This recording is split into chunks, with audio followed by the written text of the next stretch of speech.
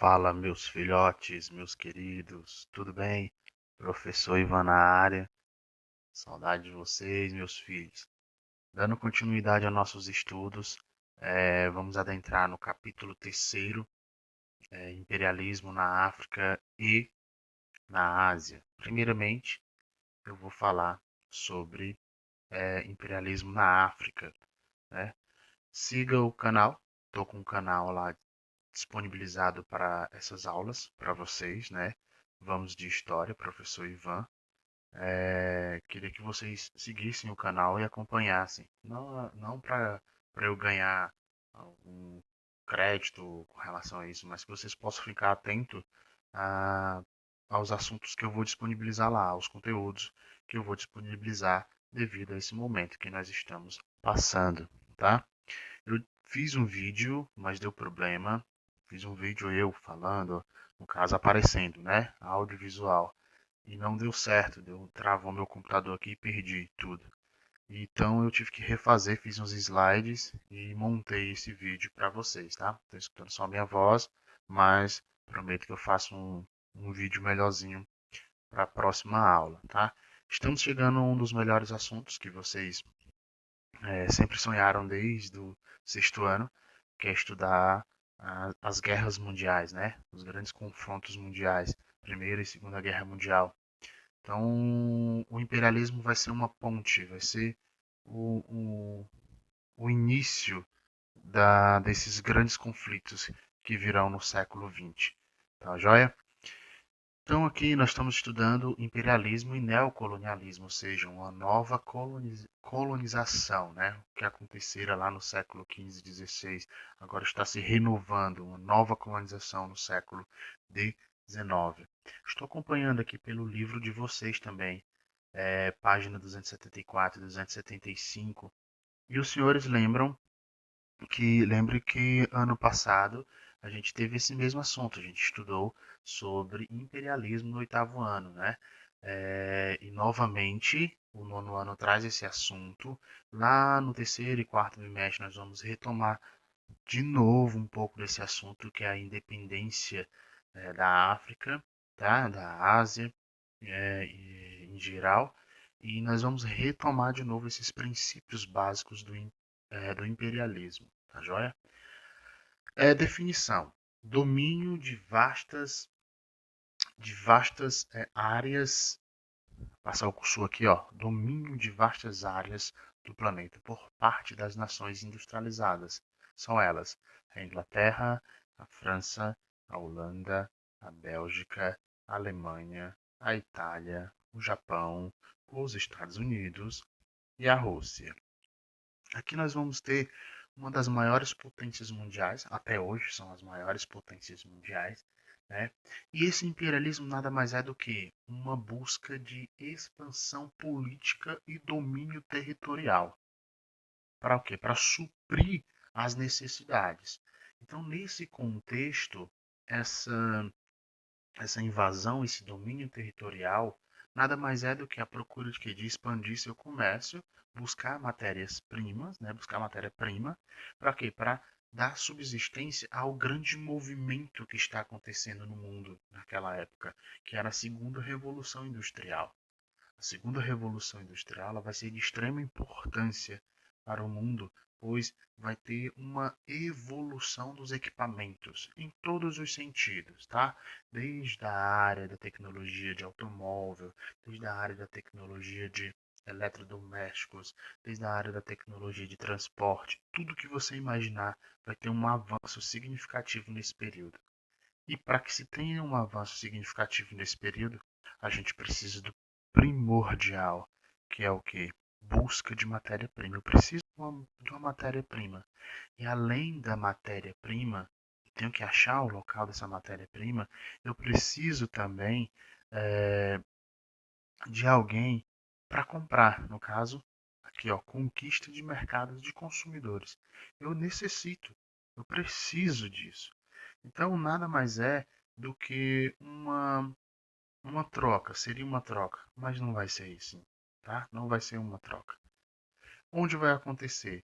Na África e na Ásia, o neocolonialismo, e na América, o imperialismo, mas a gente pode colocar que seria tudo imperial, tá? Porque todos eram impérios. Então, nesse sentido, a África e a Ásia serão as que mais sofrerão com as consequências por parte das grandes nações europeias, tá? No caso da Ásia aqui, além da influência europeia, vai ter a influência local, no caso é o Japão, ok? Então, justificativas: a busca de matéria-prima para esse desenvolvimento da, da segunda revolução, das suas indústrias, conquista de mercados consumidores para quê? Para vender esse excedente. Aqueles mercadorias que excedia dentro da Europa tinha que ser vendido para alguém. No caso, esses três continentes, a América, a África e a Ásia.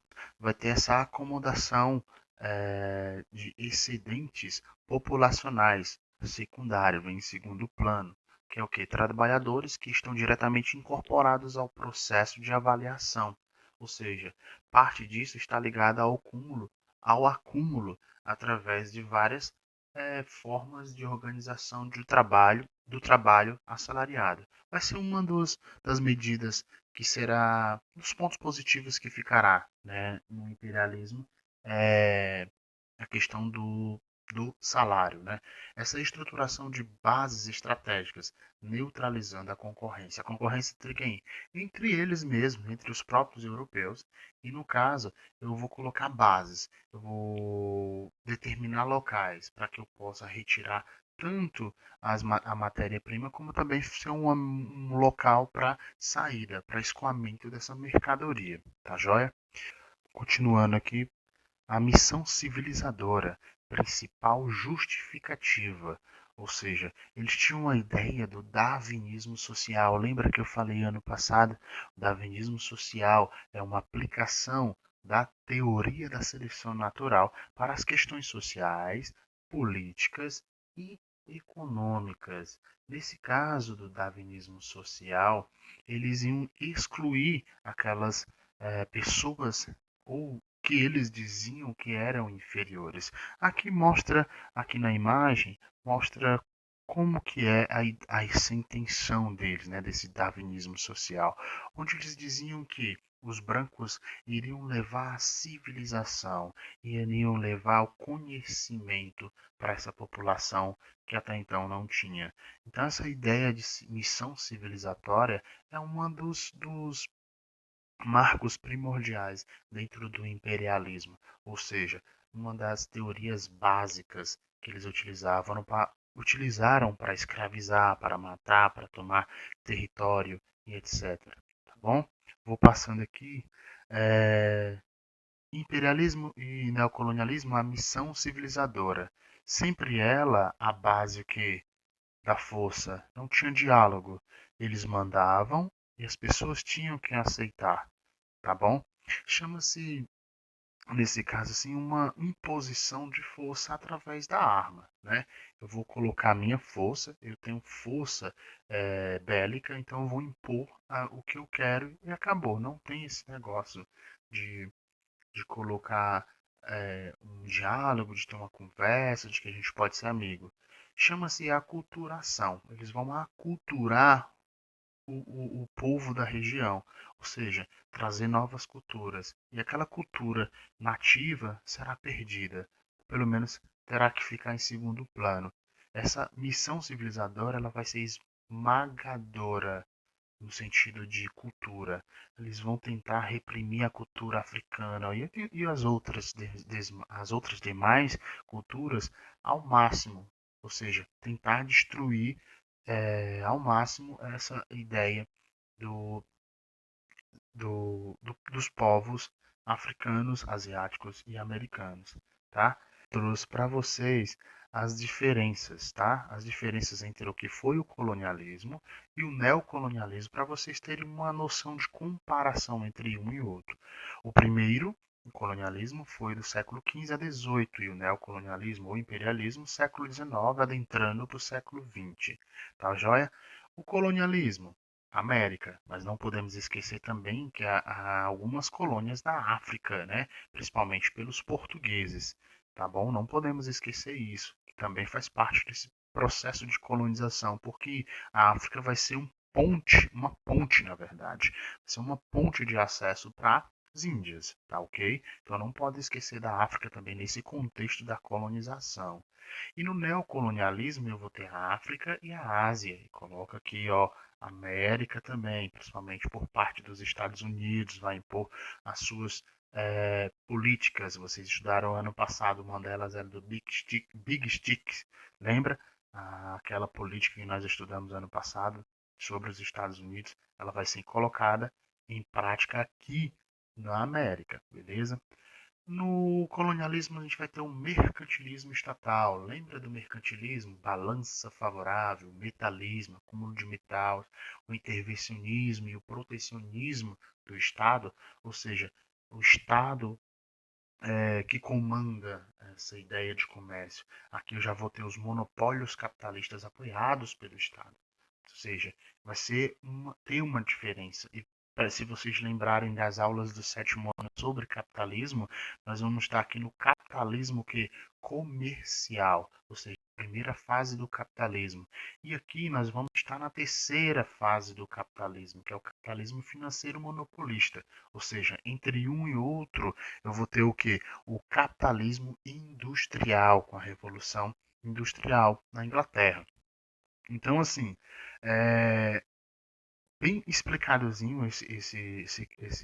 essa coluna, esse quadro, e faz a comparação entre um e outro nos contextos históricos, né? Monopólio comercial, exportação de capitais. Eu vou ter monopólio, ou seja, protecionismo aqui do Estado, tá bom? E eu vou ter, no caso da religião, a expansão da fé. No caso, a Igreja Católica está à frente, principalmente depois da Reforma Protestante, que eles vão instituir a Companhia de Jesus para levar a fé, levar os ensinamentos cristãos, tá? Para essas colônias europeias. Então, aqui no outro lado, nós vamos ter a missão civilizadora que eu acabei de falar, levar o conhecimento que o homem branco é superior. Eles vão ensinar a vocês tudo o que é de bom. Eles vão ensinar aos povos submissos, seja africano, asiático, americano, que eles são os melhores, tá bom? Então, nesse contexto, chegamos aqui então a questão da característica, as características tanto do colonialismo como do imperialismo, né? Os objetivos, as áreas, o agente e beneficiário e a justificativa para qual. Ou seja, já é bem parecido com o quadro anterior. No caso aqui, eu vou ter os materiais, né, os produtos que seriam encontrados, as buscas por esses produtos, os produtos tropicais e metais preciosos, locais, a área na América, o Estado era o Estado absolutista, o rei, acima de tudo, o poder absolutismo, tá? Poder absolutista, na verdade, o poder concentrado em uma única em um único poder, no rei, no caso. Expansão da fé católica, até expliquei anteriormente, né? E no imperialismo, mercados consumidores e fornecedores, áreas de investimento de capital, escoamento populacional e para a construção de bases estratégicas. É lindo falar nisso, né? Investimento de capital. Claro, investimento de capital porque mão de obra barata ou escrava. Não tinha quase nada, não pagava quase nada, simplesmente lucro, mais lucro, mais lucro. Onde? Na África e na Ásia. Quem financiava ou quem era o agente beneficiário? A burguesia industrial financeira, os burgueses, tá? Ideal civilizador do homem europeu. Vou levar o quê? O homem civilizado para essas nações.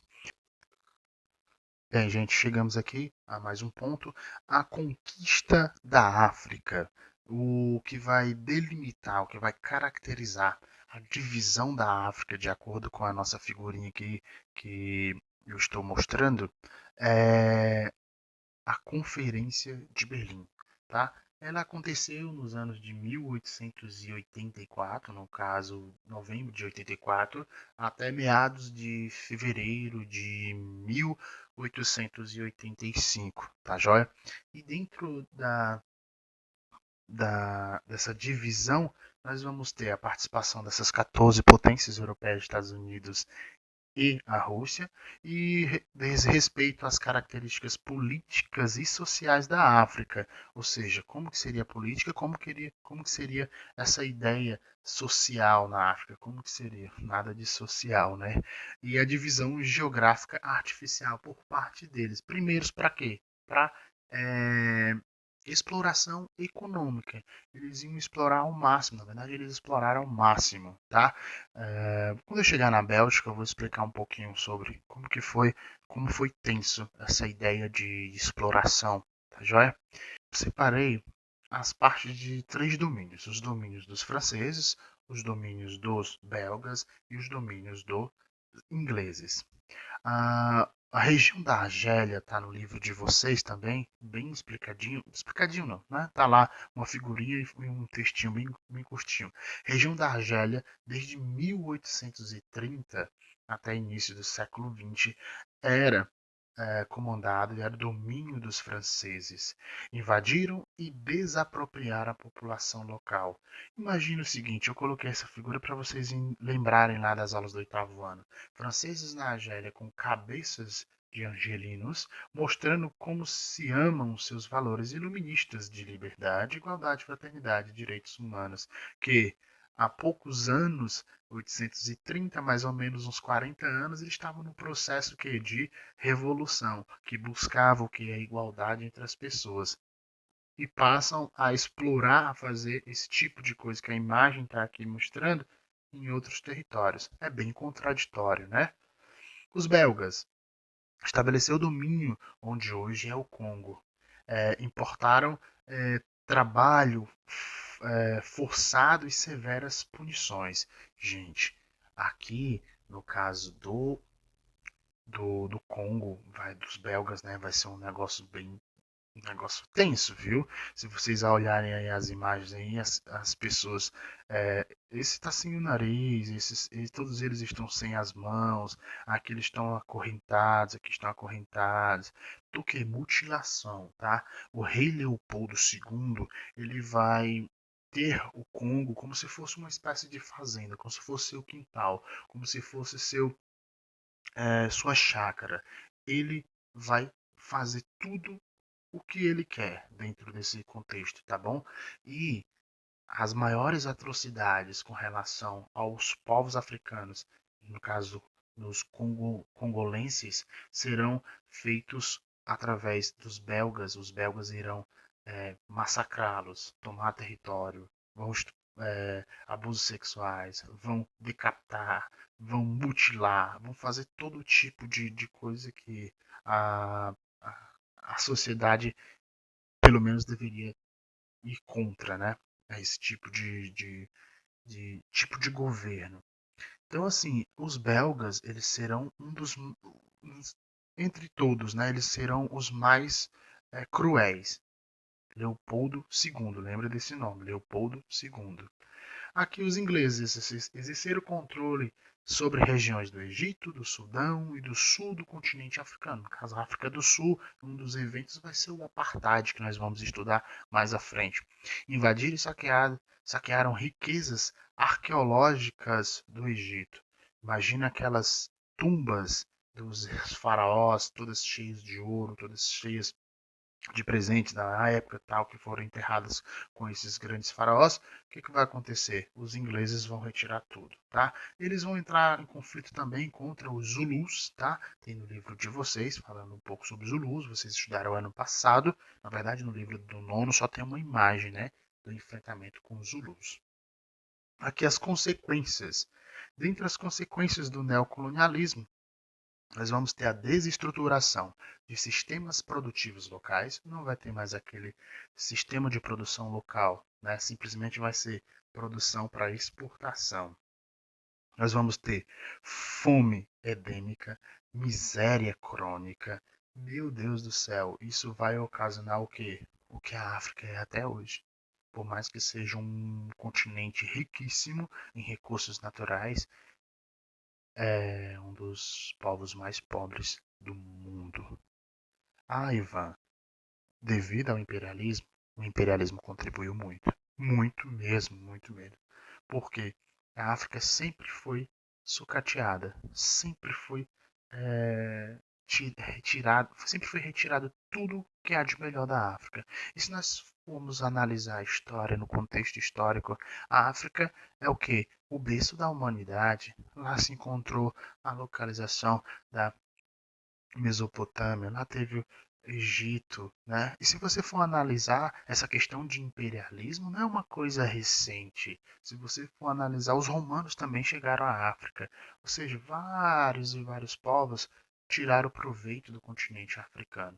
O que vai acontecer? Miséria, fome, tudo que você imaginar. Submissão econômica das regiões dominadas, com certeza. As regiões que eram dominadas por esses povos estrangeiros, todas elas eram submissas. Todas elas eram submissas a esse governo estrangeiro. Agravamento de conflitos regionais, que eu acabará de falar. Esses conflitos existentes, esses conflitos tribais, serão terão mais armas, no caso, no sentido de esses agravamentos nos conflitos regionais, eles terão apoio desses povos europeus. E uma vez apoio, quando eu falo, é armas mesmo, no caso, armas de fogo, tá? Ou seja, agravar esses conflitos é o quê? As guerras civis entre os povos, entre os cidadãos de mesma cidade, do mesmo estado. Desenvolvimento de nações industrializadas. Industrializada quem? O pessoal da Europa. Por quê? Porque vão pegar todos os recursos. Imagina o seguinte, eles pegavam todos os recursos da África, levavam para a Europa, ou até mesmo na África, né, construíam as fábricas e tal, produziam. O que eles faziam? Voltavam com esses produtos e vendiam para eles. Bem mais caro. Tá? Disputas imperialistas entre os países europeus vão ocasionar o quê? A Primeira Guerra Mundial. Tá joia? Então, na próxima aula eu falo sobre o imperialismo e o neocolonialismo na Ásia. É uma aula bem curtinha, tá?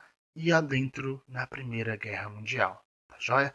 Eu queria que os senhores seguissem lá o canal Vamos de História para que vocês possam acompanhar minhas aulas, tá joia? Sigam lá, esse alô lá pro tio Ivan, dá uma força lá pro tio Ivan. O tio Ivan agora é youtuber, tá? Prometo que a próxima aula vai ser uma aula mais massa, mais dinâmica. Eu não gosto de ficar falando essa coisa parada, essa coisa metódica, né? Mas prometo que eu faço uma aula bacana, tá? E fique com Deus, cheiro no coração, faça as atividades e assistam a aula quantas vezes vocês quiserem. Qualquer dúvida, vocês têm meu WhatsApp, pode me procurar, ou pode deixar aqui nos comentários também, tá bom? Valeu!